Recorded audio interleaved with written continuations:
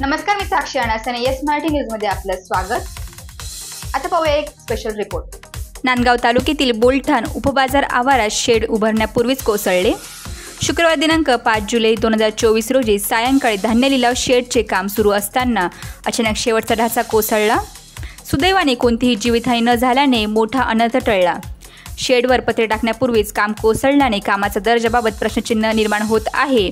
याआधी बोलठाण येथील कृषी उत्पन्न उपबाजार समितीच्या आवारात झालेली काँक्रिटीकरणाची कामे, ऑफिस बांधकाम व इतर कामे सुद्धा निकृष्ट दर्जाचे असल्याचे बोलले जात आहे. दरम्यान सदर कामांची चौकशी करून दोषींवर कारवाई करण्यात यावी अशी मागणी होत आहे.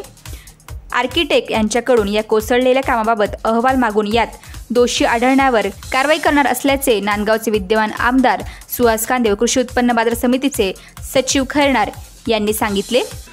हे विटी परदेशी आणि सनचं काम आहे. 2021-22चं काम आहे. 16 लाख रुपयाची इमारत आहे आणि केंद्र शासन सर्वसामान्य कुटुंबाला घरकुल बांधण्यासाठी 1,20,000 रुपये हे निधी देतं आणि साधारणतः 20,000 रुपये रोजगार हमी देतं. सर्वसामान्य गरीब कुटुंबातील माणूस 15-22चं घरकुल बांधतो, त्याच्यात शौचालय असतं, ते केवळ 1,40,000 रुपयामध्ये होतं आणि 16 लाख आता इन्स्टॉल झाली आणि काही फरची खाली केल्यामुळे त्यांनी दुसरी फरची आणण्यात येते आणि या इमारतीच्या वरती त्यांनी स्लॅबवरती कोबा केलाय का की ती स्लॅब गळतो म्हणून.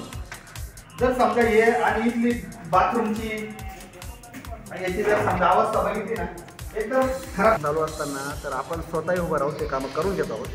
परंतु काल जे धान्य शेडबाबत झालं तर तो जो सांगाडा आहे तर तो जो कोसळला तर याबाबत आम्ही पाहणी केलेली आहे. बाकी इतर कामं तर व्यवस्थित झालेली आहेत, परंतु याबाबत आपण संचालक मंडळाची एक सोमवार ते मंगळवारी तातडीची सभा बोलवणार आणि यावर ते RCC डिझायनर असतील, बाजार समितीचे आर्किटेक्ट असतील, आपण यांना इथं बोलवतो आणि त्यांच्याकडून आपण जो तांत्रिकदृष्ट्या जो पण असेल तर तो सविस्तर अहवाल त्यांच्याकडून घेणार आणि त्याबाबत आपण योग्य ती जी असेल तर काय वॉटर घेऊन जावं लागतं. लग्न करायची असेल तर कुठंतरी साईडला बिल्डिंगच्या भिंतीवर जाऊन लग्न करावी लागते. यापेक्षा दुर्दशा काय असू शकते.